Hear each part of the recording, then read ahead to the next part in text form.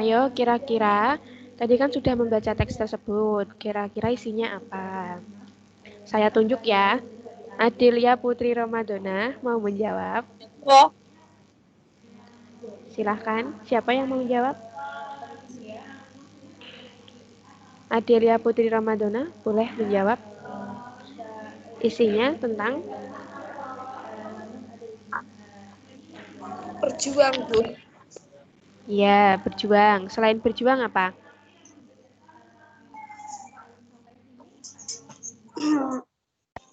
Kemudian selain berjuang tentang Pengorbanan. pengorbanan juga bisa. Uh, Usaha Bu. usaha apa? Usaha? Usaha untuk apa? Oke.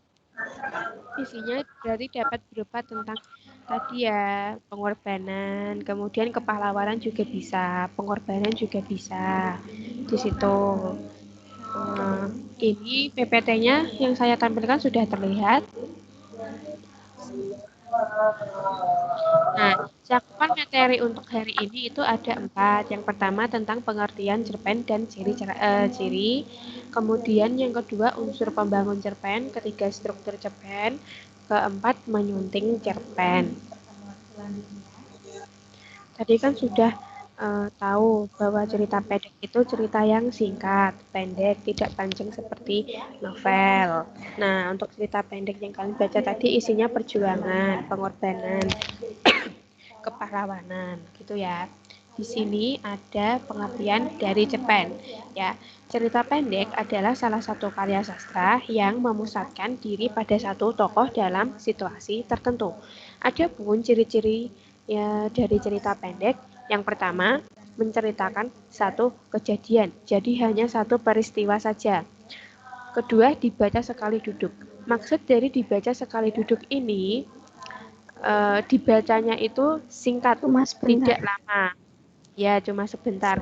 Biasanya kalau cerpen itu 5 halaman sampai 11 halaman itu bisa. Kalau di koran itu lebih singkat lagi. Paling paling itu 800 sampai 1.200-an kata. Itu kalau di koran. Kemudian tokohnya tidak banyak. Lebih dari satu tetapi tidak banyak ya. Kemudian lebih sederhana, lebih ringkas. Masalah yang dibahas pun tidak complicated. Kemudian kelima, watak tokoh diceritakan secara singkat, misalkan secara langsung, Andi sangat cerdas, suka membantu ibunya dan rajin belajar. Nah, itu bisa diceritakan secara singkat.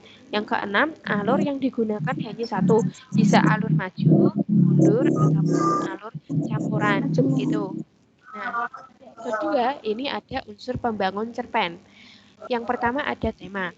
Tema adalah gagasan yang menjalin struktur isi cerita.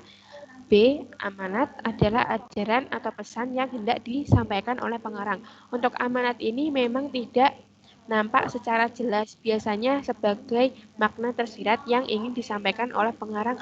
Apa sih sebenarnya pesan atau hal yang ingin disampaikan oleh pengarang melalui cerpen tersebut? Nah, itu namanya amanat.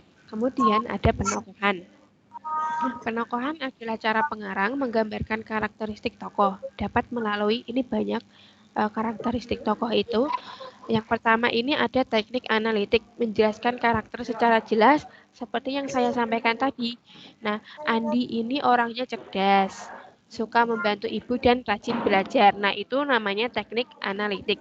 Kalau menggambarkan fisik dan perilaku tokoh itu juga bisa seperti Andi seorang remaja yang tinggi, rambutnya gondrong, itu juga bisa. Kalau perilaku tokoh seperti tadi juga bisa, suka membantu ibunya.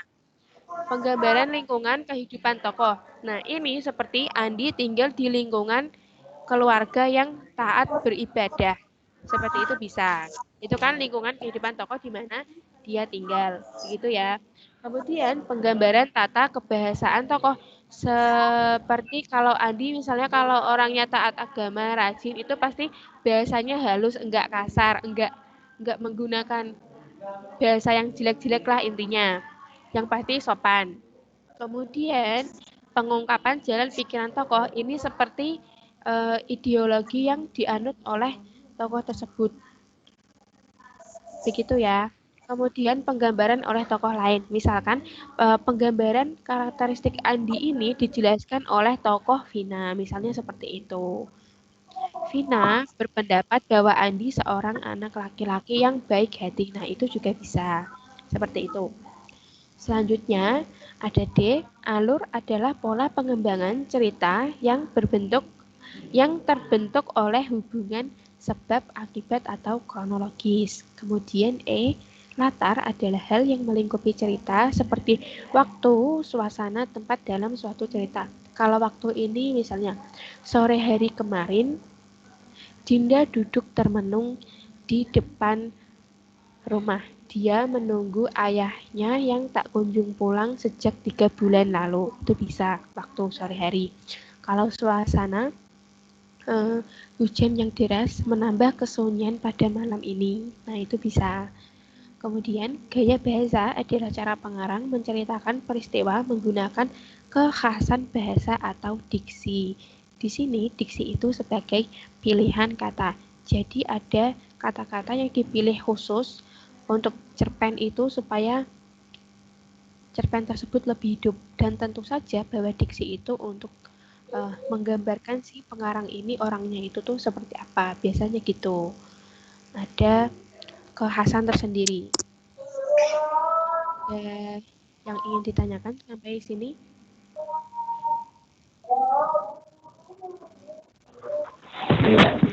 Ingin ditanyakan?